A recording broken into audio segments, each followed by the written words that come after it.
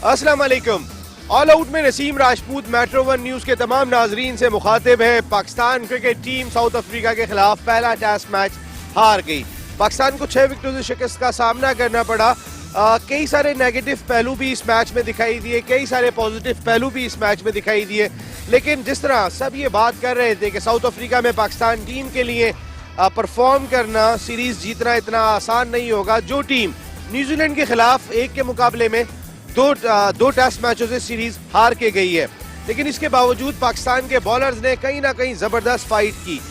Bowlers की performance अगर हम देखेंगे तो कदरे बेहतर दिखाई दी, लेकिन बैट्समैनों के हवाले से जो तशवीश पाई जाती है वो अभी पाई जा रही है। क्योंकि अगर पहली इनिंग में बाबर आजम 71 रन 15 चौकों की मदद से स्कोर ना करें और 69 रन की पार्टनरशिप नवी विकेट के लिए हसन अली के साथ ना हो तो पाकिस्तान टीम कहीं भी स्टैंड नहीं कर रही थी। इसी तरह सेकंड इनिंग्स की अगर मैं बात कर लेता हूं तो फखर जमान के आउट होने के बाद शान मसूद और इमामुल हक ने काफी हद तक पाकिस्तान की बैटिंग को संभाला था, लेकिन उसके बाद एक्सपीरियंस बैट्समैन, मैं बात करूं अजहर अली की, असद शफीक की और कैप्टन सरफराज अहमद की, कि जिन्हें जिम्मेदारी लेनी चाहिए थी वो नहीं ले सके। मैच में हार जीत होती है, लेकिन जिस तरीके की खबरें आई सेंचुरियन से वो कोई बहुत ज्यादा हौसला अफजा नहीं है। इस तरह की खबर आई कि ओवरऑल कोच आर्थर का फड्डा भी हुआ, मिकी आर्थर का बाकायदा तौर पे झड़प हुई है कप्तान सरफराज अहमद, अजहर अली और असद शफीक के साथ। ये कोई अच्छा साइन दिखाई नहीं देता, क्योंकि परफॉर्मेंस खराब होने के बाद इतलात मीडिया रिपोर्ट्स के मुताबिक मिकी आर्थर खासी हद तक नाराज हो गए थे। उन्होंने जो पाकिस्तान टीम का ड्रेसिंग रूम है उसमें भी कुछ चीजें तोड़ दी थी और बहुत गुस्से में दिखाई दिए। पाकिस्तान क्रिकेट से जुड़े और कई सारे उमूर हम डिस्कस करेंगे, जिसमें पाकिस्तान की डोमेस्टिक क्रिकेट, इस हवाले से बहुत सारे सवालात उठ रहे कि पाकिस्तान की डोमेस्टिक क्रिकेट में डिपार्टमेंट्स का आने वाले वक्त में किरदार क्या होगा। लास्ट गवर्निंग बोर्ड मीटिंग में ये बात तय की गई कि पाकिस्तान के नए मैनेजिंग डायरेक्टर जो इंपोर्ट होके आ रहे हैं वसीम खान फ्रॉम इंग्लैंड, वो डिसीजन लेंगे। वसीम खान साहब को कितनी मालूमात है पाकिस्तान की डोमेस्टिक क्रिकेट की, ये एक बहुत बड़ा सवाल दिखाई देता है। वो जिस कल्चर में लंकाशायर काउंटी के लिए, डर्बीशायर काउंटी के लिए, सरे के लिए काम करके आ रहे हैं, वो बिल्कुल मुख्तलिफ है। वहाँ फाइनेंशियली साउंड इदारे दिखाई देते हैं, लेकिन यहाँ एक बच्चे के लिए खासा दुश्वार दिखाई देता है कि वो एक किट बैग किस तरीके से खरीदेगा। पाकिस्तान में क्रिकेट खेलना इतना आसान दिखाई नहीं देता। अब आज ऑल आउट के शो में हम डिस्कस करेंगे। हमारे साथ डिस्कशन के लिए मौजूद है पाकिस्तान के फॉर्मर इंटरनेशनल क्रिकेटर, अपने वक्त के मायनाज ओपनिंग बैट्समैन गुलाम अली हमारे साथ है, और उनके साथ मौजूद है पाकिस्तान के फर्स्ट क्लास क्रिकेटर जो एक वक्त में नॉक कर रहे थे पाकिस्तान क्रिकेट टीम के दरवाजे पर, और अगर सही एक्शन के साथ ऑफ स्पिन किसी ने की, ताहिर खान हमारे साथ यहाँ मौजूद है। ताहिर, आप इस तरफ आएंगे मेरे साथ। ओवरऑल अगर हम देखते हैं तो इस टेस्ट मैच में गुलाम अली पाकिस्तान के कुछ अच्छे साइन भी दिखाई दिए, क्योंकि पहली इनिंग में कोलैप्स होने के बाद बाबर आजम ने जिस तरीके की बैटिंग की, फिर बॉलर से जो एक्सपेक्टेशन थी वो उस पर पूरा जरूर उतरे। देखें, ओवरऑल ये टेस्ट मैच बड़ा मुश्किल था पाकिस्तान के लिए, क्योंकि हम हमेशा देखते हैं कि जो साउथ अफ्रीका में कंडीशन होती हैं, ख़ास तौर पर टेस्ट क्रिकेट के लिए दुनिया में सबसे मुश्किल कंडीशन होती है, जहाँ पे न सिर्फ पिच में बाउंस होता है बल्कि सीम भी होती है बॉल। तो सीम एंड बाउंस, ये दोनों चीज़ें होती हैं जिसकी वजह से एशियाई बैट्समैनों को खासतौर पर बड़ी मुश्किलात होती हैं। और अगर हम पाकिस्तान टीम की बात करें तो आपके पास वो उस तरह के प्लेयर नहीं जो माजी में हुआ करते थे। नो डाउट इस वक्त असद शफीक या अजहर अली या सरफराज, असद शफीक, अजहर अली कितनी कब जिम्मेदारी लेंगे, क्योंकि टीम बैंक कर रही होती है इन दोनों बैट्समैनों पर और दोनों की performance up to the mark नहीं है। नहीं, देखिए, जिम्मेदारी लेने की जहाँ तक बात है कि गालिबन 50 से ज़्यादा टेस्ट मैच दोनों खेल चुके हैं, तो जो उनका खेलने का जो अंदाज है उस अंदाज से और कितना इम्प्रूव करेंगे। जो 50 टेस्ट मैच इसी तरीके से खेलते हैं वो उन्होंने उसी तरीके से खेलना है। वो यूनुस खान नहीं बन सकते, वो इंजमामुल हक नहीं बन सकते, वो जावेद मियां नहीं बन सकते।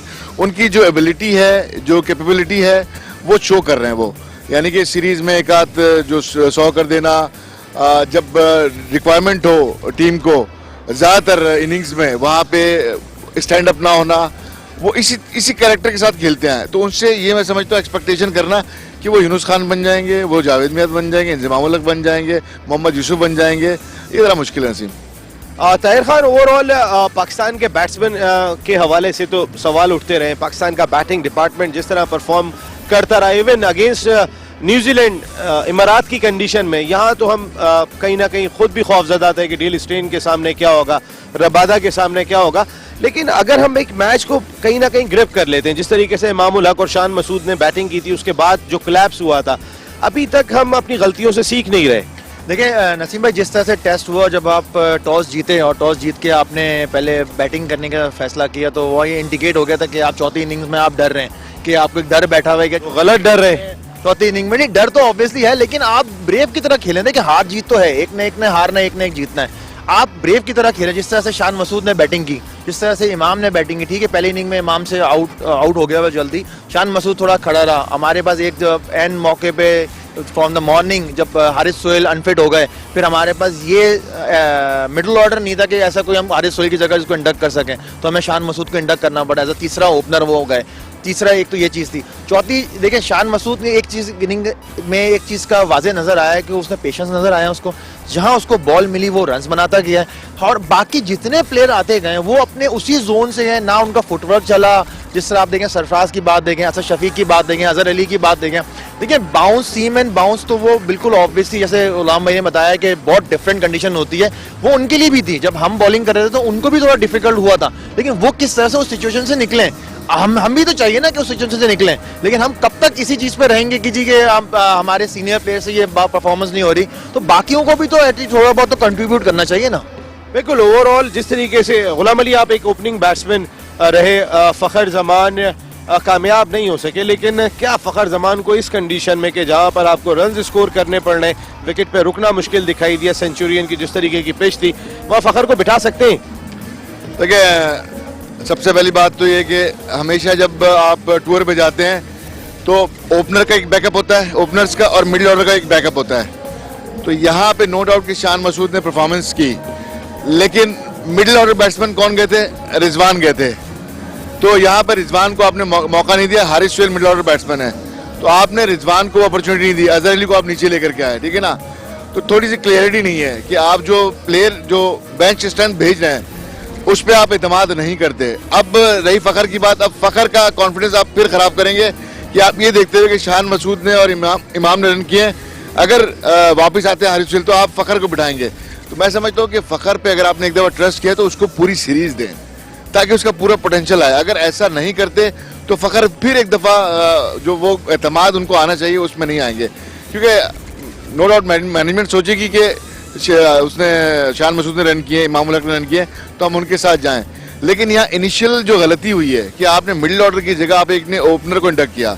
जो रिजवान थे, आपको रिजवान के साथ जाना चाहिए था। अगर आपने उनको सेलेक्ट किया एज ए बैट्समैन तो उसको खिलाना चाहिए था। अब वो अलग बात है कि शान मसूद परफॉर्म कर गए, लेकिन यहाँ थोड़ी सी कंफ्यूजन पैदा हो गई। आप डेवलप कैसे करेंगे प्लेयर को कि किसी इनिंग में कोई रन करेगा तो उस पर आप एतमाद करना शुरू कर देंगे और दूसरे को आप भूल जाएंगे। तो यहाँ टीम डेवलप नहीं हो रही, यहाँ जो कोई माइंडसेट नहीं है जिसकी वजह से टीम डेवलप कर सके आपको। तो जब तक आपका माइंडसेट नहीं होगा, आप कंफ्यूज रहेंगे, आपकी टीम की परफॉर्मेंस भी कंफ्यूज रहेगी। बिल्कुल, जो अभी गुलाम अली ने बात की कि माइंडसेट क्लियर नहीं है, हम जितनी ज़्यादा तेज़ी के साथ चेंजेस कर रहे हैं टीम में, वो कभी भी टीम को सेटल नहीं होने देगी। इसमें किसका रोल दिखाई देता है? मिकी आर्थर का रोल दिखाई देता है, जो इतना गुस्सा हो जाते हैं कि ड्रेसिंग रूम के अंदर चीज़ें तोड़ना शुरू कर देते हैं अगर खिलाड़ी आउट होकर आ जाए। सरफराज अहमद, असद शफीक और अजहर अली को बड़े आड़े हाथों लिया उन्होंने। देखिए, ये उस वक्त कहाँ होते हैं जब आप हारते हैं। जब जीत पे तो हर कोई क्रेडिट लेने आ जाता है, सामने टीवी के सामने भी आ जाता है, प्रेस कॉन्फ्रेंस देते हैं, सबको शाबाश दे रहे होते हैं।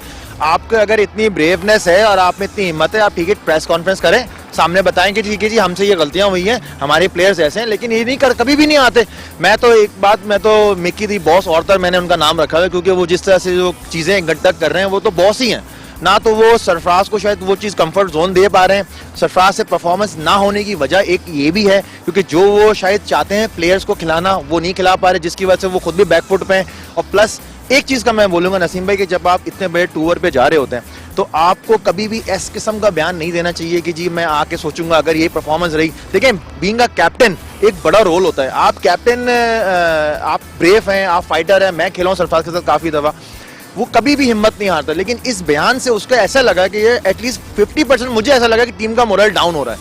आप इतना बड़ा टूर है और इतना लंबा टूर है, ये इस वक्त मतलब सरफराज के मैं समझता हूँ टेस्ट कैरियर का बड़ा इंपॉर्टेंट टूर है ये उसका। ये बिल्कुल, मिकी आर्थर की बात कर लेते हैं। आप जिस तरह अभी ताहिर ने बात की कि मिकी आर्थर टीम को सेटल नहीं होने दे रहे, और अगर सरफराज अहमद जो इतने आउट ऑफ फॉर्म दिखाई दे रहे हैं, इसमें कहीं ना कहीं उनका रोल दिखाई दे रहा है, कोई डोमिनेटिंग कैरेक्टर उनका वैसे लगता है?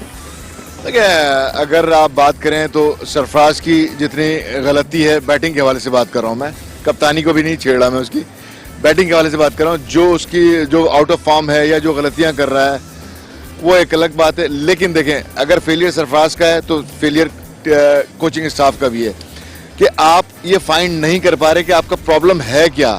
आपका बॉलिंग प्रॉब्लम नहीं है, आपका कप्तानी प्रॉब्लम नहीं है, आपका प्रॉब्लम है बैटिंग। बैटिंग कप्तान नहीं करवा सकता किसी से, खुद तो अपनी बैटिंग को फोकस कर सकता है लेकिन पूरी टीम से बैटिंग नहीं करवा सकता। तो यहाँ पे एक बैटिंग कोच जो इतने सालों से आपकी टीम के साथ है, ग्रांट फ्लावर, ठीक है, अब तक बैटिंग सेटल नहीं हुई है। अगर सही मायनों में बात करें, हम न्यूजीलैंड से इमारात में हार रहे हैं। बिल्कुल, आप देखें जहाँ पे आपको मुश्किल कंडीशन मिलती है, अगर गेंद स्पिन हो रही है तो आपके बैट्समैन स्पिन नहीं खेल पा रहे, गेंद स्विंग हो रही तो आपके बैट्समैन स्विंग नहीं खेल पा रहे, सीम हो रही है तो सीम नहीं खेल पा रहे। सिर्फ आप एक खास कंडीशन के आपके बैट्समैन है जहाँ वो पहले से ही वो उस जोन में कंफर्ट होते हैं जहाँ पे वो परफॉर्म करते हैं, चाहे आपके इस वक्त सीनियर प्लेयर हो चाहे अपकमिंग प्लेयर हो। तो आपने जो आपकी जो प्रॉब्लम है उस पर आपने काम यूं नहीं किया कि आप फॉरेन कोच हैं, सीरीज खत्म होती है, आप अपना बोरिया बिस्तर पकड़ते हैं और अपनी ट्रैवल कर जाते हैं अपने होम कंट्री में। आप असल प्रॉब्लम जब आप फाइंड करते हैं किसी भी सीरीज में, उसके बाद जो काम करने का टाइम आता है अपनी टीम पे, अपने जो पूल ऑफ प्लेयर्स हैं उन पे आप उस वक्त होते नहीं है। अब जब उस वक्त आप होते नहीं, काम नहीं करते, तो ये प्रॉब्लम ठीक कैसे होंगी? हमारे पास क्या अच्छे बैटिंग कोचेस की कमी है? यूनुस खान अभी हाल ही में रिटायर्ड हुए, एक अच्छे कैरेक्टर वाले बैट्समैन थे और टीम मैन भी हैं, तो व्हाई नॉट यूनुस खान आप लगाएं? देखिए, मैंने कुछ अभी प्रोग्राम किए हैं और मेरी तरफ से एक समझ लें एक सजेशन गई है कि इमीडिएटली यूनुस खान को एज ए बैटिंग कंसल्टेंट या कोच आपको खास तौर पे, अगर वनडे में नहीं कर रहा है, T20 में नहीं कर, टेस्ट स्क्वाड के लिए आपको करना चाहिए, टेस्ट फॉर्मेट के लिए आपको करना चाहिए, क्योंकि वो करंट क्रिकेट खेला हुआ है, कोचिंग कोर्सेज किया हुआ है, वो फिर इन लड़कों को समझता है, उसको टेस्ट क्रिकेट टेम्परामेंट पता है, मुख्तलिफ कंडीशन में खेल परफॉर्म कर चुका है, किस तरह एडजस्टमेंट होती है। और फिर यूनुस खान एक हार्ड वर्कर शख्सियत के मालिक हैं, अगर उनको ये प्लेयर दिए जाए तो मैं समझता हूँ कि Yunus Khan with in a year इनको उस स्टेज तक ले जा सकते हैं जहाँ पे ये दुनिया की हर पिच पे खेलने के काबिल बन सकते हैं। बिल्कुल, ओवरऑल यूनुस खान कितना इंपॉर्टेंट रोल प्ले कर सकते हैं, क्योंकि एक अच्छे टीम मैन रहे, हमने उनका कैरियर देखा, लड़ने की आदत है। हमारे बैट्समैनों में इस वक्त एक फाइटिंग का जज्बा है वो कम दिखाई दे रहा है। हम जिस तरह के कैजुअल अप्रोच के शॉट खेल के आउट हो रहे हैं, ऐसे में यूनुस खान कोई रोल प्ले कर सकते हैं? देखिए, बिल्कुल कर सकते हैं, उनका इतना एक्सपीरियंस है, इतना सर्व किया पाकिस्तान को, एज अ कैप्टन उन्होंने सर्व किया है, आपके टूर्नामेंट वर्ल्ड कप जिताया है T20 का, प्लस उनका इतना एक्सपीरियंस, और फिर इन लड़कों के साथ वो काफ़ी अरसे से खेलते हुए रहे। और एक चीज़ का बोलूँगा कि पाकिस्तान क्रिकेट बोर्ड का कि जहाँ हम अपने लड़कों से, अपने प्लेयरों से क्यों नहीं फ़ायदा उठाते हैं, हम क्यों बाहर के फॉरनर्स पे, बाहर के लोगों पे निसार करते हैं, तो क्यों हम उनको करते हैं? हमारे पास यूनुस खान है, मिसबाह उल हक है, हमारे पास वसीम अकरम है बॉलिंग के लिए, हमारे पास कितने bowler, Saqlain Mushtaq spinner department में, हम क्यों नहीं इन लोगों को बुलाते हैं? हम क्यों दूसरों को तब देते हैं कि नहीं आप हम किसी भी फॉरनर को हम लाएंगे? हम कब तक इस तरह से फॉरनर पे निसार करेंगे? आप देखें अभी हाल ही में क्या किया है एक फॉरनर ने, एक कोच था ना, हमारा मुल्क का कोच है, वो उसने क्या किया, वहाँ पर तोड़-फोड़ करके क्या वो मैसेज दे रहा है दुनिया को कि मैं किस किस्म का कोच हूँ अपने इन प्लेयरों के लिए, कि इन प्लेयरों को इस तरह से ट्रीट किया जाता है। बिल्कुल, ये बहुत बड़ा सवाल दिखाई देता है कि इन प्लेयर्स को किस तरीके से ट्रीट किया जाता है। अब यहाँ पर सवाल पाकिस्तान टीम की मैनेजमेंट के हवाले से भी जरूर उठाए जा रहे हैं। तलत अली साहब बड़े एक्सपीरियंस है, लेकिन अब उनकी उम्र इतनी ज्यादा हो गई है, क्या वो प्रॉपर तौर पे टीम को मैनेज कर पा रहे हैं या नहीं कर पा रहे हैं? ये एक बहुत बड़ा सवाल दिखाई देता है। अगर वो सही तरीके से मैनेज कर पा रहे हैं तो फिर मिकी आर्थर को ऐसा मौका कैसे मिला कि खबरें ड्रेसिंग रूम से बाहर आ गई कि उन्होंने वहां पे पड़ी हुई अशिया तोड़ दी और सीनियर बैट्समैनों को आड़े हाथों लिया? तो ये बड़ा इंपॉर्टेंट फैक्टर है, टीम मैनेजमेंट। तलत हुसैन पर भी बात करेंगे एक ब्रेक के बाद। देखिए, नसीम काफ़ी एक्सपीरियंस मैनेजर हैं तलत अली साहब, और क्रिकेट मैनेजर सबसे बड़ी बात। तो क्रिकेट मैनेजर होने का आपको एडवांटेज ये होता है कि ना सिर्फ वो मैनेजमेंट साइड को देख रहा था, बल्कि क्रिकेट के मूव्स को भी बड़े अच्छी तरीके से मॉनिटर कर रहा होता है।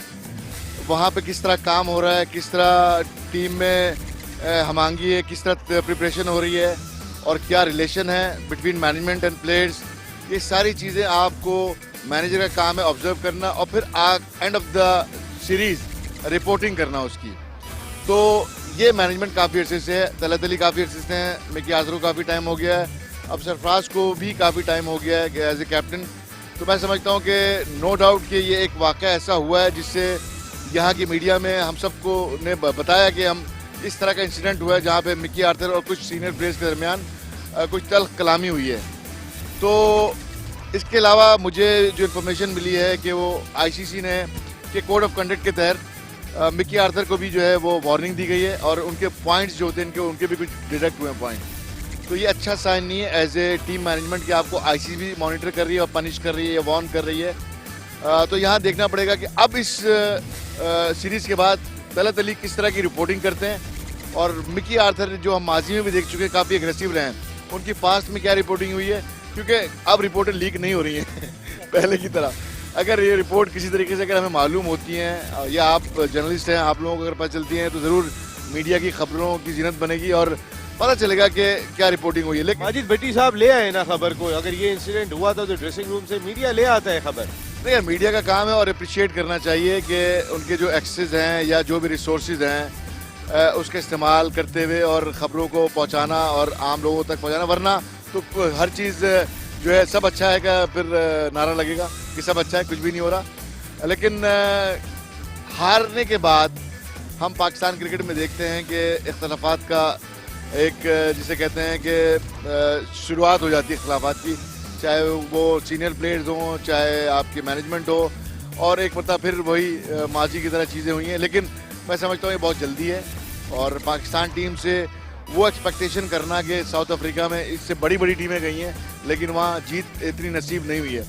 तो पेशेंस रखना चाहिए टीम मैनेजमेंट को भी, और हम बीइंग ए प्लेयर या हम जो एक्सपर्ट हैं या आप जर्नलिस्ट हैं तो हमें थोड़ा सा पेशेंट रखना चाहिए और पेशेंस रखना चाहिए और देखना चाहिए कि पाकिस्तान टीम की हिस्ट्री ऐसी है कि पाकिस्तान टीम किस वक्त क्या कर जाए, जो उसकी क्रिकेट की खूबसूरती कह लें या बदसूरती कह लें कि हमें अपने बारे में कुछ पता नहीं है कि हम किस वक्त क्या कर जाएं। तो अब देखना है कि पाकिस्तान मजीद जो आगे 2 टेस्ट मैच खेलने हैं उसमें किस तरह की परफॉर्मेंस करेगा और माजी की जो जिसे कहते हैं कि गैर यकीनी क्रिकेट खेलना वो खेल सकता है नहीं खेल सकता। बिल्कुल अनप्रिडिक्टेबल तो हम हैं ही। वैसे ओवरऑल अगर हम बात कर लेते हैं, ताहिर अभी टीम मैनेजर तलत अली की बात करें तो तलत अली साहब बड़े एक्सपीरियंस कैंपेनर हैं और कई मरतबा मैनेजर की जिम्मेदारियां भी अंजाम दे चुके हैं। उनकी रिपोर्ट खासी इंपॉर्टेंट होगी और कहीं ना कहीं कुछ ना कुछ हो रहा होता है कि वो मिकी आर्थर भी थोड़े से एग्रेसिव ज़रूर है, लेकिन बहुत दफ़ा होने के बाद अगर कोई कोच इस तरीके का एक्शन लेता है टीम के माहौल को तो ख़राब कर रहा है, वहाँ मैनेजर की क्या जिम्मेदारियाँ हो जाती हैं? देखिए तलत अली साहब का ये कि हमारे ए टीम के भी मैनेजर रह चुके हैं, कई दफ़ा बड़े अच्छे तरीके से मैनेज करते हैं। जितने वो मैनेजर जब से हैं और कितने सीनियर प्लेयर्स उनकी मैनेजमेंट में रहे हैं, कभी भी ऐसा इस किस्म का कोई वाक़या हमने सुना नहीं। थोड़े बहुत जो चीज़ें होती रहती हैं ड्रेसिंग रूम में, लेकिन कोच की तरफ से कभी ये पहली दफ़ा ऐसा सुनने में आया कि चीज़ें फेंकी गई हैं, जो मीडिया पर चीज़ें आई हैं, बताया गया which is a very wrong sign for Pakistan, for the players और कोचेज़। यहाँ हम बात करते हैं कि पाकिस्तान इंटरनेशनल क्रिकेट वापस आए और हम मैचेस खेलें। ऑस्ट्रेलिया को हमने जैसे हमने वनडे के लिए बोला गया कि आए खेलें आके, आप क्या पैगाम दे रहे हैं उन लोगों को? क्या आपके कोच इस किस्म के एग्रेशन करते हैं? अगर हारेंगे तो वो चीज़ें फेंकेंगे अपने सीनियर प्लेयर्स पे। देखिए ये चीज़ें सोचनी पड़ेंगी। और रही बात आपके हमारे मैनेजर का कि इनकी रिपोर्ट बहुत ज़्यादा इंपॉर्टेंट होगी और ये मैं समझता हूँ कि लीक नहीं होनी चाहिए और एक कोच पे एक स्टेप लेना चाहिए कि एटलीस्ट उनको पता लगना चाहिए कि एक मैनेजर है टीम का और उनके प्लेयर्स की रिस्पेक्ट होती है। देखिए इसी तरह से कोच की रिस्पेक्ट है, इसी तरह से प्लेयर्स की भी रिस्पेक्ट है। आप रिस्पेक्ट में रह के कोई भी अगर कोई बात करते हैं तो रिस्पेक्ट में रह के आप वो चीज़ बात करें, एक रिस्पेक्ट से बाहर होकर बात ना करें। ये वो प्लेयर्स हैं जो अपने मुल्क को सर्व कर रहे हैं, ये कोई क्लब क्रिकेट की प्लेयर्स नहीं है। परफॉर्मेंस होना ना होना नसीम भाई एक डिफरेंट चीज़ होती है। कोई जानबूझ के आउट नहीं होता या कोई जानबूझ के कैच नहीं छोड़ता। जिस तरह से हमने आज देखा है कि फकर से जैसे कैच छोड़ा तो वो मिक्की का जो एकदम रिएक्शन था तो ऐसा लगा जैसे कि जानबूझ के कैच छोड़ा गया, it's is very wrong sign. देखिए ये चीज़ें मिक्की का वो रिएक्शन सामने स्क्रीन पे भी आ रहा था, तो फकर ने जब स्क्रीन पे देखा तो वो ऑब्वियसली एक नज़र आया था हम लोगों को कि हाँ यार एक प्लेयर देखा, प्लेयर भी गुस्सा हुआ कि यार इस किस्म का कि मैंने कोई जानबूझ के तो कैच नहीं छोड़ा। ये सोचना चाहिए हमें और ये आगे चल के देखें ये चीज़ें ना हो। ये पाकिस्तान की एक बैड रेपुटेशन आप इस तरह से जाहिर कर रहे हैं। बिल्कुल ये चीज़ खासी इंपॉर्टेंट है। और तलत अली का एक इंसिडेंट मुझे बहुत अच्छी तरीके से याद है। 2007 में पहला वर्ल्ड कप इसी साउथ अफ्रीका में खेला गया था और उस वर्ल्ड कप से पहले एक बड़ा फेमस इंसिडेंट हुआ था जब शुएब अख्तर ने मोहम्मद आसिफ को बैट मार दिया था। शुएब अख्तर जो बहुत इंपॉर्टेंट फिगर थे उस वक्त पाकिस्तान टीम के, उनको वहाँ नहीं रोका गया था और वो फौरी तौर पे वतन वापस रवाना कर दिए गए थे। तो तलत अली साहब आपसे यही एक्सपेक्टेशन पाई जाती है कि आप जिस तरीके के स्ट्रिक्ट एक्शन लेते हुए आए हैं, अगर वो कोई भी हो, टीम डिसिप्लिन की खिलाफ वर्जी अगर कोई भी करता है, शुएब अख्तर उस वक्त सबसे इंपॉर्टेंट प्लेयर थे लेकिन वो वापस भेज दिए गए थे। गुलाम अली, तलत अली से हट के थोड़ी सी बात करते हैं। ये जो पिच है, इंटरनेशनल क्रिकेट काउंसिल आजकल पिचेस की बहुत बात कर रही है कि ये अप टू दी स्टैंडर्ड थी या नहीं थी।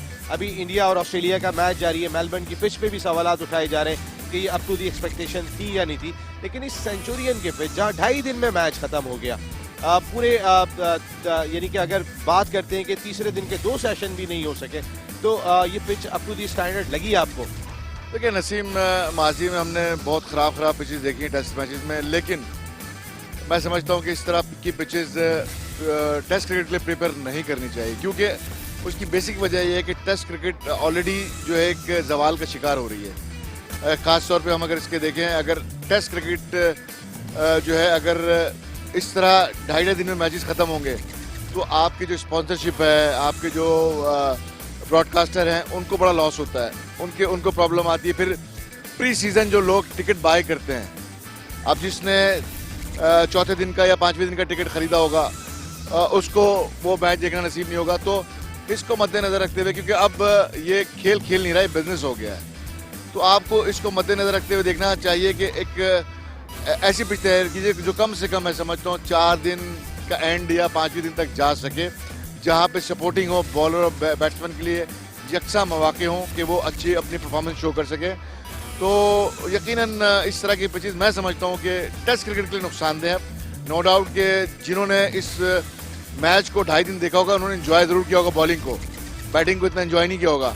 लेकिन अगर दोनों के लिए यकसा मौके हों तो मैं समझता हूँ ना सिर्फ टेस्ट मैच ज़्यादा दिन तक सर्वाइव करेगा, बल्कि आपको रेवेन्यू ज़्यादा अर्न कर सकते हैं, ब्रॉडकास्टर का कॉन्फिडेंस आएगा, स्पॉन्सर का कॉन्फिडेंस आएगा और टेस्ट क्रिकेट इंटरेस्टिंग उसमें जा सकती है फ्रेम में। तो अब इस तरह की पिचेस मैं नहीं समझता कि टेस्ट क्रिकेट में अलाउ करना चाहिए, और यहाँ आईसीसी को थोड़ा सा इंटरवीन करना चाहिए कि सब स्टैंडर्ड पिचेस ना हों। सब स्टैंडर्ड पिचेस नहीं होनी चाहिए, ये बात बिल्कुल। लेकिन इंटरेस्टिंग मैच जरूर था, 2.5 दिन में खत्म हुआ। हमने अभी इमारात में क्रिकेट देखी थी, कहीं ना कहीं शायद जो मेरी अपनी जाती राय में उससे इंटरेस्टिंग क्रिकेट जरूर थी, कि जहां पर एक दिन में 207 रन स्कोर हो रहे थे और गेंद खासी नीचे रह रही थी।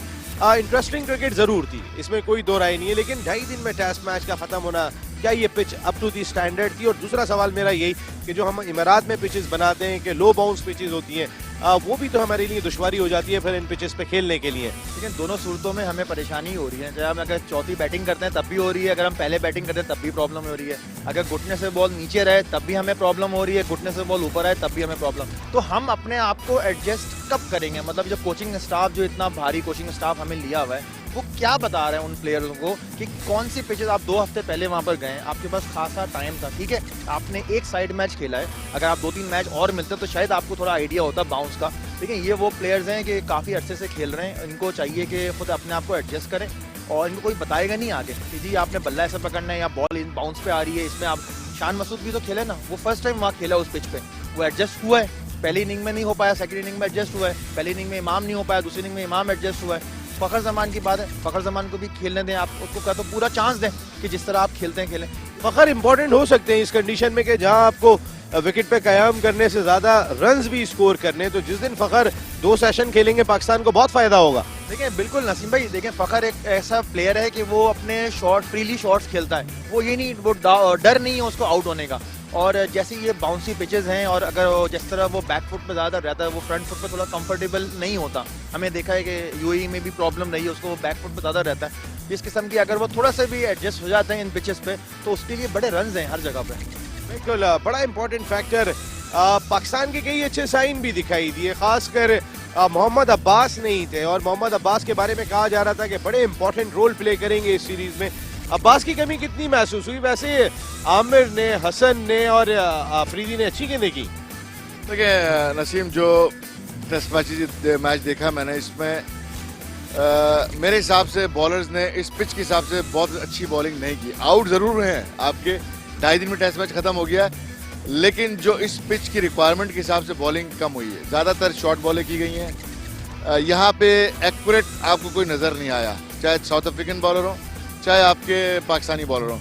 अब्बास एक ऐसा बॉलर है जो बहुत एक्यूरेट है, अगर वो इस पिच पे खेलता मैं समझता हूँ वो बहुत इफेक्टिव होता, क्योंकि यहाँ पे पेस एंड बाउंस था और सीम थी। अब्बास की हम देखते हैं कि बॉल सीम होती है, लेकिन उसकी जो क्वालिटी है कि एक अच्छी लेंथ से गेंद सीम होती है, तो उस जैसा बॉलर इस पिच पे हमें नजर नहीं आया जो एक एक्यूरेसी के साथ बॉलिंग करता। उसकी लेंथ एडजस्टमेंट बड़ी अच्छी है, तो अब्बास का ना खेलना मैं समझता हूँ पाकिस्तान के लिए थोड़ा सा नुकसानदेह हुआ।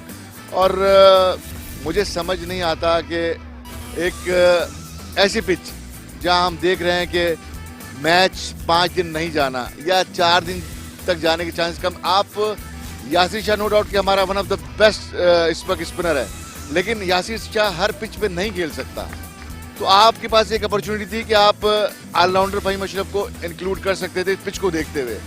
आपने थोड़ा सा यहाँ पे टीम सिलेक्शन में भी थोड़ा सा आप डरे कि यासिर शाह इतनी बड़ी परफॉर्म करके आ रहा है, हम उसको ड्रॉप नहीं कर सकते। नहीं, आपको अकॉर्डिंग टू कंडीशन आपको फॉर्मेशन बनानी है अपनी टीम की। तो यहाँ अगर फ़हीम अशरफ आपके पास पहली इनिंग में होते तो वो जो लीड थी आपकी, हो सकता है जो 42 रन की पड़ी है वो कम होती, या हो सकता है कि साउथ अफ्रीका पाकिस्तान के 181 के अंदर आउट हो सकता था।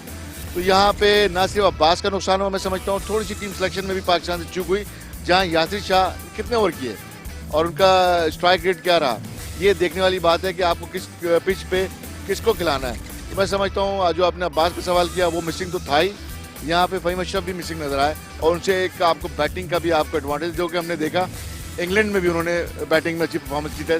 तो फ़हीम अशरफ को ये थोड़ा सा मैं समझता हूँ डेवलप करना नहीं चाह रहे या कॉन्फिडेंस देना नहीं चाह रहे, जहाँ वो खेलना चाहिए वहाँ पे भी अगर आप उसको नहीं खिलाएंगे, अपॉर्चुनिटी नहीं देंगे, तो कब डेवलप होगा वो। आपने मेरा नेक्स्ट सवाल खुद ब खुद ले लिया ना। अगर मैं बात करता हूँ, अब ये दोनों सवाल मैं मिला के आपसे कह रहा हूँ कि अब्बास का नेक्स्ट टेस्ट मैच में फिट होना कितना इंपॉर्टेंट है, और सेकंड ये कि हम पिच प्रॉपर तौर पे रीड नहीं कर सके। यासिर शाह ठीक है, सब कॉन्टिनेंट में बहुत ज़्यादा इफेक्टिव होते हैं और बहुत सारी जगहों पे इफेक्टिव होते हैं, लेकिन इस पिच पे के जो इतनी अनइवन थी कि जहाँ फास्ट बॉलर की कोई भी गेंद नीचे रह जाए और कोई भी गेंद एकदम से ऊपर आ जाए, वहाँ पे फ़हीम अशरफ बनते थे। देखिए बिल्कुल, जैसे अब्बास की बात है, हमें बड़ा नुकसान हुआ है अब्बास से। पहले टेस्ट मैच ना होने से वाज़ेह नज़र आ गया कि जो एक्यूरेसी थी हमें वो मिस हुई है, सीम हमसे मिस हुआ है, जो हमें एक सीम पोजीशन नहीं थी। अब्बास का ये कि एक्यूरेसी उसकी सीम पोजीशन बड़ी अच्छी होती है, वहीं से वो इन एंड आउट करता है, उसको पता है अपनी पेस का, वो ना ज़्यादा करता है ना ज़्यादा कम करता है, वो अपनी लिमिट्स में रह के वो कंडीशन करता है। सेकंड बात, आपने फ़हीम अशरफ ये कि देखें हम उसको ऑलराउंडर बना रहे हैं, मुझे तो लग रहा है हम शायद हम बना नहीं रहे, अब उसको बिठा के हम बिल्कुल ख़त्म कर देंगे उसको। आप कैसे भी आके आपने T20 उसको खिलाना है या आपने वनडे खिलाना है, आपको टेस्ट नहीं खिलाना उसको, आप टेस्ट खिलाएं उसको, आप उससे परफॉर्मेंस निकलवाएं। ये तो वो कंडीशंस हैं जो अब्बास के लिए, फ़हीम अशरफ के लिए इफेक्टिव कंडीशंस हैं। इनको तो ये दोनों सीम बॉलर्स हैं और दोनों अपराइट सीम से बॉल करते हैं, और प्लस अब्बास हमारा फ़हीम अशरफ का एडवांटेज क्या है कि वो लेफ्ट हैंडर है, और लेफ्ट हैंड आपको पता है एक नेचुरली होता है लेफ्ट हैंडर, और एक एडवांटेज हमें मिलेगा नीचे लोअर ऑर्डर में जहां पर हम रन्स मिस कर रहे हैं, अगर वो 20-25 रन हमें 30 रन करके भी देता है तो आपको वो चल के लीड आगे दे सकता है। तो वो हमें बिल्कुल हमें चलना चाहिए। नेक्स्ट मैच इनका केप टाउन में, अब केप टाउन की विकेट भी वो बता रहे हैं ऑलमोस्ट सिमिलर ऐसी ही है जिस तरह से आज वो बता रहे थे। अब देखना है कि किस तरह से हम हमारी सेशन कमेटी या हमारी जो मैनेजिंग कमेटी है वो किस तरह से अपने प्लेयर्स को उस पर वो लेके जाएगी। बिल्कुल, ये एक बहुत बड़ा सवाल दिखाई देता है। हमारे दोनों एक्सपर्ट्स ने ये बात कही, बड़ा सवाल दिखाई दे रहा है कि ठीक है, अगर सिमिलर पिच होती है केप टाउन में तो फिर फ़हीम अशरफ आ जाएंगे यासिर शाह की जगह, लेकिन अगर मोहम्मद अब्बास फिट हो जाते तो फिर वो किसकी जगह पे आएंगे, किस बॉलर को रिप्लेस करेंगे? क्योंकि आमिर ने वापस आने के बाद बहुत अच्छी बॉलिंग की और शानदार कमबैक किया था। हम भी कमबैक करेंगे, लेकिन एक छोटे से ब्रेक के बाद। ऑल आउट में एक मरतबा फिर मेट्रो वन न्यूज के तमाम नाजरीन को खुशामदीद कहते हैं। पाकिस्तान क्रिकेट टीम पहला टेस्ट मैच 6 विकेट से जरूर हार गई, लेकिन कई अच्छे साइन भी थे। पाकिस्तानी बॉलर्स की परफॉर्मेंस खासी बेहतर रही, लेकिन आने वाला वक्त पाकिस्तान टीम मैनेजमेंट की मुश्किलात में मजीद इजाफा करेगा। अगर अब्बास फिट हो जाते हैं, और जिस तरह हमारे दोनों एक्सपर्ट्स गुलाम अली और ताहिर खान ने बात कही कि यासिर शाह को गलत खिलाया इस पिच पे, और अगर सिमिलर पिच हुई केप टाउन में भी तो उस सूरत में फ़हीम अशरफ को शामिल किया जाए।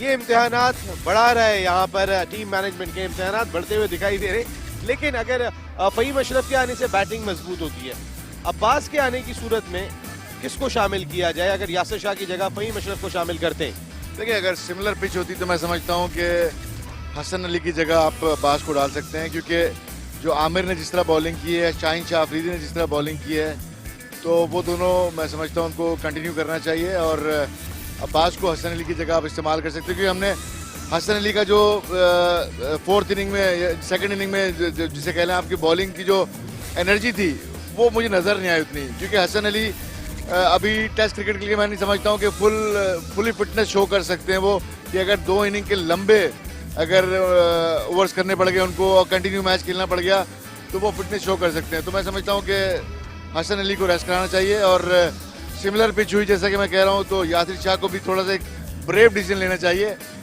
डरना नहीं चाहिए। अकॉर्डिंग टू कंडीशन आप अगर खिलाते हैं टीम तो आप जस्टिफाई कर सकते हैं, लेकिन आप अगर ये समझते हैं कि नहीं कोई प्लेयर कंपलसरी अगर टेस्ट क्रिकेट खेलता है तो फिर आपको नतीजे अच्छे हासिल करने में मुश्किलात हो सकती हैं। बैटिंग ऑर्डर ना छेड़े। बैटिंग ऑर्डर अगर हारिस सुहेल मैं समझता हूँ कि फिट होते हैं तो हारिस सुहेल को इंडक्ट करना चाहिए टीम में, क्योंकि हारिस सुहेल अच्छी फॉर्म में है और लंबी फॉर्मेट के लिए मैं समझता हूँ एक अच्छे टेक्निक के प्लेयर हैं। इन प्लेस ऑफ मैं समझता हूँ कि आप किसी ओपनर को आप जो 3 प्लेयर खेले आपके ओपन और 3 उसमें आप किसी को ड्रॉप कर सकते हैं। किसको? मैं समझता हूँ कि आपको शान मसूद का कॉन्फिडेंस है, अगर आप शान मसूद को आप रेस्ट कराते हैं और हारिस सुहेल को खिलाते हैं तो इसमें कोई मजाका नहीं, क्योंकि आप अगर फ़खर को ड्रॉप करते हैं तो फ़खर का कॉन्फिडेंस शेक होगा, क्योंकि पूरे परफॉर्मेंस पे ड्रॉप होंगे। तो आपको किसी कॉन्फिडेंस को किसी की कॉन्फिडेंस को ख़राब नहीं करना है। फ़खर एक ऐसा प्लेयर है, अगर अच्छी परफॉर्मेंस के बाद बिठाना भी तो मुश्किल है। वो उसके लिए एक सेटिस्फैक्ट्री होगा कि वो परफॉर्म करके बैठ रहा है रादर देन कि वो परफॉर्म ना करके ड्रॉप हो। तो यहाँ पे फ़खर का एडवांटेज आपको ये हो सकता है कि अगर फ़खर किसी भी इनिंग में खेलते हैं तो आपके दूसरे बैट्समैनों के लिए आसानियां पैदा करते थे, कि स्ट्रोक प्लेयर हैं और हमने देखा है कि वो तेज बॉलर को खासा अच्छा खेलते हैं। नो डाउट थोड़ा सा अगर हम कहें उनकी बेसिक जो टेक्निक है वो सूट नहीं करती है इस तरह के पिचेस पे, लेकिन हमने देखा है कि इस पिच पे जिससे स्ट्रोक खेले थे वो ज़्यादा सक्सेसफुल रहा।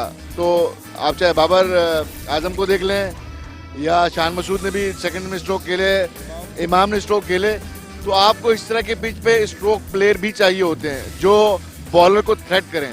आप अगर थ्रेट नहीं करेंगे, बॉलर आपके ऊपर चढ़ेंगे तो आपके दूसरे बैट्समैनों के लिए मुश्किल हो सकती है। बिल्कुल ठीक है। पहले बॉलिंग डिपार्टमेंट अगर अब्बास फिट हो जाते हैं, और हम सबकी दुआ है कि अब्बास फिट हो, रिसेंट पास्ट में ज़बरदस्त बॉलिंग उनकी रही है, 13 की एवरेज से उन्होंने विकेटें हासिल की हुई हैं। अब्बास फिट होते हैं और जिस तरह बात की कि फ़हीम अशरफ को शामिल किया जाए बैटिंग को थोड़ा मजबूत करने के लिए, तो फिर किसको ड्रॉप करें? देखें, जिस तरह की बात आमिर ने बॉलिंग की है और शाहीन शाह आफरीदी ने बॉलिंग की, दोनों लेफ्ट आर्म फास्ट बॉलर हैं और लेफ्ट आर्म हमें ज़रूरत भी है। रही बात अगर हसन अली को हम रेस्ट कराते हैं और अब्बास लाते हैं तो हम राइट हैंड की जगह राइट आर्म फास्ट बॉलर ला रहे हैं। अब्बास को खिला सकते हैं आप, यासिर शाह को ड्रॉप करके आप एक ऑलराउंडर को आप इंडक्ट कराएं, फ़हीम अशरफ को, आपकी बैटिंग स्ट्रेंथ भी बढ़ेगी, आपको बॉलिंग भी मिलेगी वहाँ से। और रही बात जैसे बैटिंग की बात हो रही है कि हम यहाँ पर इमाम को भी ड्रॉप कर सकते हैं, अगर हारिस सुहेल फिट हो जाते हैं तो आप फ़खर जमान से और शान मसूद से ओपन करवाएं, आप 1 डाउन अजहर अली को ले आए। मतलब हमारे पास ऑप्शंस तो हैं अगर हम करना। हारिस सुहेल क्यों? अगर आपके 2 ओपनर्स ने परफॉर्म किया है, मैं शान मसूद को ओपनर ले रहा हूँ, तो उस सूरत में हारिस सुहेल क्यों? देखिए, हारिस सुहेल का एक ऐसा प्लेयर है कि जो हम टेस्ट क्रिकेट में कह सकते हैं कि जो पेशेंस इनिंग्स खेलता है वो, और वो फ्रॉम द बिगिनिंग जब वो फर्स्ट क्लास क्रिकेट में भी खेला तब से वो यही इस तरह से ही इसी फॉर्मेट से चल रहा था। और उस वक्त नज़र आ रहा था हमें कि एक टेस्ट क्रिकेट का ही बैट्समैन है, वो टाइम लेता है, वो पूरा टाइम लेता है, बॉल को आने देता है, वेट करता है, बॉल को अपने हेड के नीचे खेलता है, एक अच्छी साइन है। और रही बात कि एक फिटनेस पर डिपेंड करता है कि वो कितने फिट है, उनकी इंजरी किस नौयत की है। बिल्कुल ठीक है। तो टेस्ट मैच तो खैर अब 3 तारीख से शुरू होगा, नए साल के आगाज़ पे शुरू होगा। आने वाले वक्त में भी उस पर बात करेंगे। कुछ इनसे बात करते हैं डोमेस्टिक इश्यूज पर। लास्ट गवर्निंग बोर्ड मीटिंग हुई जहां पे जो नया स्ट्रक्चर है उसकी कुछ ब्रीफिंग थोड़ी बहुत दी डायरेक्टर डोमेस्टिक हारून रशीद साहब ने गवर्निंग बोर्ड के सामने। और वो गवर्निंग बोर्ड जिसके बारे में आमतौर पर कहा जाता है कि रबर स्टैंप है, वो भी कहीं ना कहीं आवाज़ बुलंद करता हुआ दिखाई दिया। अब ये डिसाइड किया गया है कि जो मीडिया रिपोर्ट्स में आया कि वसीम खान जो नए मैनेजिंग डायरेक्टर हैं, इंपोर्ट होके आ रहे हैं इंग्लैंड से, वो डिसीजन लेंगे इस सिलसिले में। वसीम खान की अपनी मालूमात कितनी है? देखिए, वसीम खान नो डाउट के एक्सपीरियंस हैं और हमारी कंडीशन के लिहाज से जो उनका मैनेजमेंट का एक्सपीरियंस है मैं उसके हवाले से बात कर रहा हूँ। लेकिन पाकिस्तान के स्ट्रक्चर, पाकिस्तान के कल्चर, पाकिस्तान की जो क्रिकेट डायनेमिक्स हैं उसको देखते हुए कि मैं कहूँगा कि उनको अभी मुश्किलात होंगी। और इतनी जल्दी मैं समझता हूँ, मुझे जो मैंने उनको थोड़ा बहुत सुना है काफ़ी मैच्योर लग रहे हैं और वो खुद अपना कोई फैसला सादिर करने से पहले मैं समझता हूँ बड़ा ऑब्जर्व करेंगे, देखेंगे, थोड़ा टाइम लेंगे। अगर वो जल्दबाजी में उनसे कोई फैसला ज़बरदस्ती करवाया गया तो उसके नुकसान हो सकते हैं, क्योंकि इस वक्त काफ़ी खिचड़ी पकी हुई है डिपार्टमेंट क्रिकेट को लेके और रीजन की क्रिकेट को लेकर के। तो इस तरह की जो बाज़गश्त हो रही है, इस सिचुएशन में नई मैनेजमेंट का आके डिसीजन लेना वो और डैमेजिंग हो सकता है पाकिस्तान की डोमेस्टिक क्रिकेट के लिए। तो आपको चाहिए कि जो आपके एक्सपीरियंस लोग हैं, जो क्रिकेट कमेटी आपकी है, मोहसिन हसन खान, वसीम अकरम, यही कहना चाह रहा था कि आपकी जो एक्सपीरियंस लोग हैं और अब जो क्रिकेट कमेटी बनी है उसको इंटरवीन करना चाहिए इन तमाम मामलात में, क्योंकि वो क्रिकेट रिलेटेड मैटर सारे उन्होंने देखने हैं और वो किसी को भी आंसर कर सकते हैं। सबसे पहली बात है नसीम कि आपको कोई भी आप स्ट्रक्चर ला रहे हो, कोई भी आप फॉर्मेट ला रहे हो, उसकी आपके पास जवाब होना चाहिए कि उसके फ़ायदे और नुकसान क्या होने चाहिए। दोनों चीज़ें आपको देखना पड़ेगा, ठीक है ना। अगर वो जस्टिफाई करते हैं और इम्प्लीमेंट करते हैं तो मोस्ट वेलकम, सब अप्रिशिएट करेंगे। लेकिन क्रिकेट कमेटी अगर खामोश तमाशाई बनी रही और टाइम टू टाइम आकर के बगैर होमवर्क के अगर मीटिंग में आके बैठ गए और बगैर जिसे कहते हैं वर्क किए, क्रिकेट की जो हमारा जो एक सदियों से सिलसिला चला आ रहा है उनको सब जानते हैं, अगर उस पर आपने काम नहीं किया और सिर्फ ये देखा कि भाई जो प्रेजेंटेशन दे रहा है या जिसने उस स्ट्रक्चर को बनाया है वो उसने मेहनत की है, उसको गो हेड दे दिया जाए, तो ये नुकसानदेह होगा। क्रिकेट कमेटी जो है वो उसको आंसर करने चाहिए, उनको जो जवाब लेना चाहिए कि इसके फ़ायदे क्या हैं, नुकसान क्या हैं, उसके बाद फैसला सादिर करना चाहिए। अगर ऐसा नहीं किया जाएगा तो यहाँ पे पाकिस्तान की क्रिकेट बहुत पीछे चली जाएगी और आपका जो वो लड़के जो करियर कॉन्शियस होते हैं वो क्रिकेट का रुख करना बंद कर देंगे। आपके पास वैसी टैलेंट मजीद कम से कम होता जा रहा है। अगर आपने मजीद खिलाड़ियों का नुकसान करने पे आमादा हुए, ये नुकसान करने की कोशिश की गई, तो मजीद जो आपके प्लेयर आने वाले हैं आपको इसका नुकसान का कुछ अरसे बाद अंदाज़ा होगा, जो कि हम पहले से बात करते आए हैं। जो क्रिकेट पाकिस्तान की यहाँ पहुँच गई है कि आपके वर्ल्ड रैंकिंग में टेस्ट क्रिकेट में प्लेयर ही नहीं आ रहे, आपके वनडे रैंकिंग में प्लेयर ही नहीं आ रहे। बैट्समैन की बात कर रहा हूँ, बॉलर्स तो आपका शुरू से खासा रहा है। तो ये चीज़ें देखना पड़ेगा कि आप वर्ल्ड के टॉप बैट्समैन से कम्पीट क्यों नहीं कर पा रहे, आपके बैट्समैन क्या वजह है, तो इन सब चीज़ों को देखना पड़ेगा। गुलाम अली, बड़ा इंपॉर्टेंट फैक्टर है कि अगर हम एजाज चीमा बहुत मेहनती हैं, बहुत ज़बरदस्त बॉलर है, लेकिन अगर कायद-ए-आज़म ट्रॉफी में वो टॉप कर रहे हैं तो एक सवालिया निशान कहीं ना कहीं पाकिस्तान के सिस्टम पे ज़रूर दिखाई देगा कि वो यंगस्टर्स कहाँ पर हैं जिनसे हम एक्सपेक्टेशन रखें। या अगर इमरान फरहत इस उम्र में सेकंड लीडिंग रन स्कोरर हो रहे हैं, और फिर लीडिंग रन स्कोरर की बात करें तो फिर चाहे कायद-ए-आज़म ट्रॉफी हो जाए, चाहे नेशनल वनडे टूर्नामेंट हो जाए या नेशनल T20 टूर्नामेंट हो जाए, तीनों के जो है खुर्रम मंजूर लीडिंग रन स्कोरर है, वो भी कहीं दिखाई नहीं दे रहे। तो फिर हमारी डोमेस्टिक क्रिकेट कहाँ पर है? ओवरऑल ताहिर, मैं जाते जाते आपसे ये बात जानना चाहूँगा कि कितना इम्पोर्टेंट है पाकिस्तान का डोमेस्टिक सिस्टम, क्योंकि आवाज़ें आ रही हैं कि जो डिपार्टमेंट्स हैं उनकी जिम्मेदारियां कम होने जा रही हैं। और वसीम खान जो इंग्लैंड से आ रहे हैं, ठीक है, वहाँ उन्होंने बहुत काम किया हुआ है, मैनेजमेंट में भी, फाइनेंशियल के शोबे में भी, लेकिन क्या वो डिसीजन लेंगे अब पाकिस्तान की डोमेस्टिक क्रिकेट का? हमारे सिस्टम को जानते कितना है वो?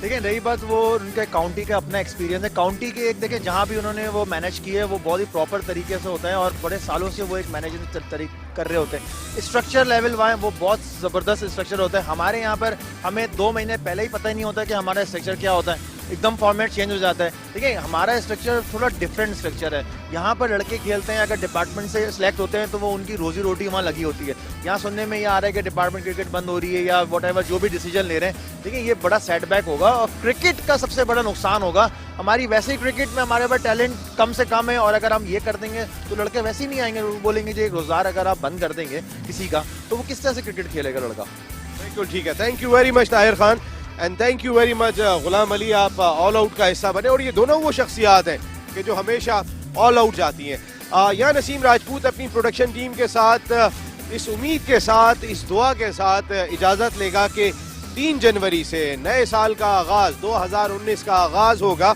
और Pakistan cricket team test cricket में जो second test match Cape Town में खेलेगी 3 तारीख से, वहाँ पर फतह हासिल करेगी और पाकिस्तान टीम नए साल का आगाज़ भरपूर अंदाज से करेगी। और क्रिकेट खेल तो फिर वो खेल है कि जो पूरी कौम को एक जगह जोड़ देता है। तो ये टीम भी नए साल का जश्न पाकिस्तान की टीम के जीत के साथ मनाएगी। यहाँ नसीम राजपूत को पूरी प्रोडक्शन टीम के साथ इजाजत।